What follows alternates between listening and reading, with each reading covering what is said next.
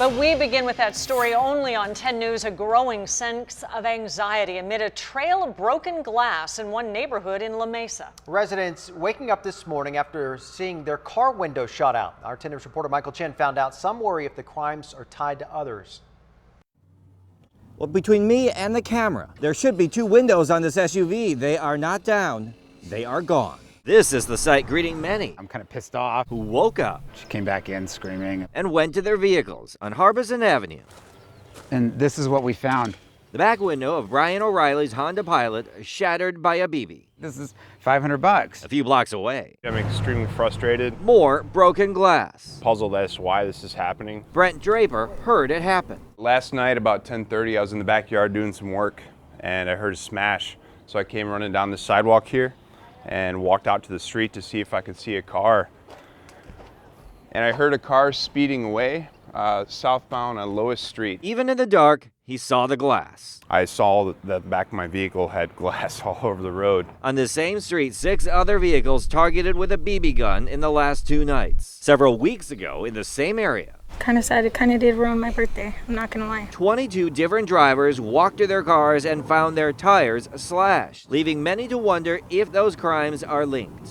It's helplessness, right? And what is going to happen next? I mean, I guess every night, I'm gonna be a little worried that I'm gonna come out the next morning and something else is gonna happen to my house or my fence or my tires or something else on my car. I just think it's going to continue if nothing else happens to catch them in the act. Michael Chen, 10 News. So we pulled up this crime map to show you how big of a problem the vandalism is becoming in that area. Just the past month alone, there have been 34 different cases of vandalism, and this is just a 2-mile radius. And now a crime alert in the North County. Deputies searching for these women. They were caught on surveillance cameras stealing from a Walmart in Encinitas. It happened last month, and deputies say they left the store without paying for these 2 big screen TVs. Crime Stoppers is offering a $1,000 reward to help catch them. A developing story now, a possible break in Officer Jonathan de Guzman's murder. Sky 10 was over a park in Southcrest near 40th and Alpha Street this morning. San Diego police were there walking down a path and taking pictures. Now, police told 10 News it was related to de Guzman's death. He was shot and killed on duty in Southcrest last July. Happening now, hundreds of layoff notices landing in mailboxes of employees with San Diego Unified. As teachers and staff learn that they no longer have jobs, parents are worried if their children will suffer. 10 News anchor Riel Creighton is live now. And Riel, one mother is especially concerned about what could happen to special education. Yeah, absolutely, Kim, and we understand those layoffs are across the spectrum from teachers to staff. We talked to 2 mothers actually who received this notice. It's a message from the teachers union asking them to join the fight against those layoffs, and it's exactly what those mothers say they plan to do. I cried after speaking with our teacher. Angelina Kelly says cuts coming to San Diego Unified are affecting more than just the teachers and staff losing their jobs. It's a major shakeup for her son. And I was more so angry. On top of losing specific people like an occupational therapist, a speech therapist, which is very vital for our kids. Her 8-year-old, who is autistic, she says has had the same instructors for 2 years. Under threat, she says, is what he needs the most: stability. They're ruining our programs, and our kids are very much, they need to be structured. They need to have the same thing every day. Kelly's son goes to Perry Elementary. Friday, she was on the playground with another mother. I understand they need to make cuts. Furious over the loss of a PE teacher. I understand they need to find a way to fit things in the budget, but cutting physical education and special needs and things like that is not the way to do it. The district trying to balance a $124 million shortfall. A spokesperson telling us no programs in special education will be chopped and the position will remain at Perry, but acknowledging some special ed assistants and teachers in the district will receive notice. Just under 1,000 employees will be laid off. Cutting out their assistants, they're putting it all on them. At this point, I'm ready to move on to a different district if they can't change what they're saying they're not doing, which they are. According to the district, some special ed students will have a change in the classroom, but he says that was connected to a change in the teaching model for best practices, not connected to budget cuts. We're live in Webster tonight. Riel Creighton, 10 News. Riel, thank you. New developments. The FBI is now investigating more than $165,000 being stolen from the San Diego State Research Foundation. That money was taken through 2 fraudulent wire transfers back in February. This is according to the Daily Aztec newspaper. Now, the foundation says the theft is not expected to impact its budget, and it should get the money back through an insurance claim. New at 6 o'clock, the gas tax could be going up again, and if you think that sounds familiar, you're right. Lawmakers just approved a 2-cent increase last month, and that change goes into effect July 1st.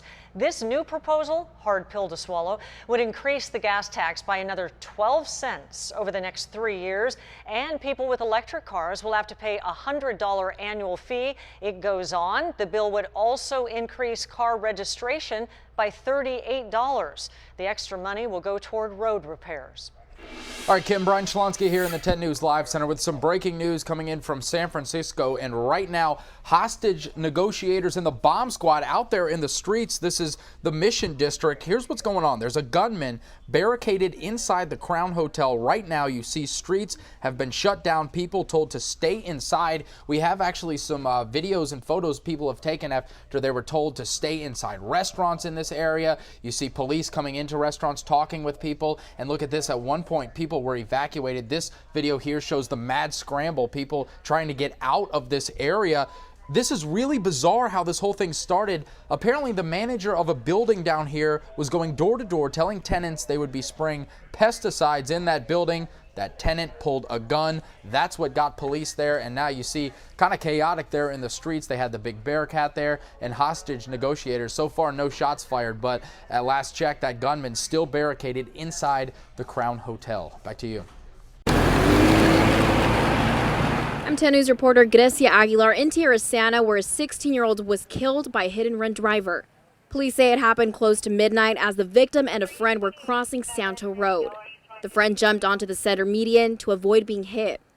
The driver was in a black four-door vehicle, missing the driver's side mirror. The speed limit is posted as 45 miles per hour, but neighbors say they see drivers going faster than that. Now, they're fearing for their own safety.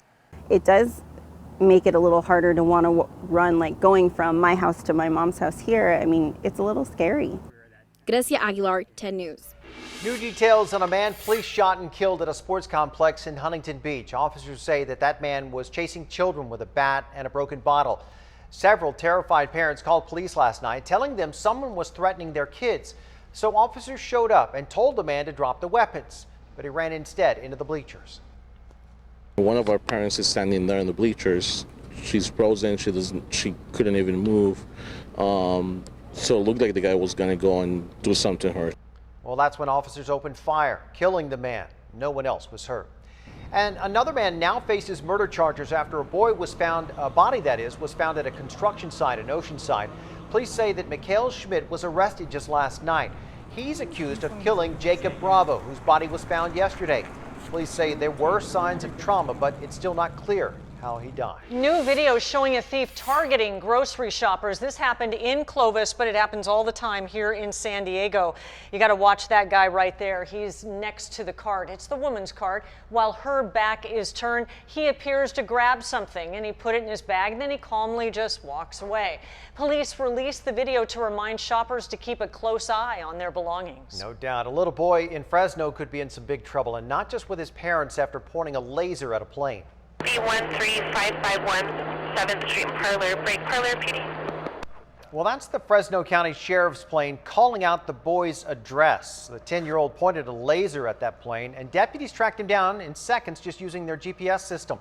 Now the department wants to press charges against the boy. Oh, serious crime.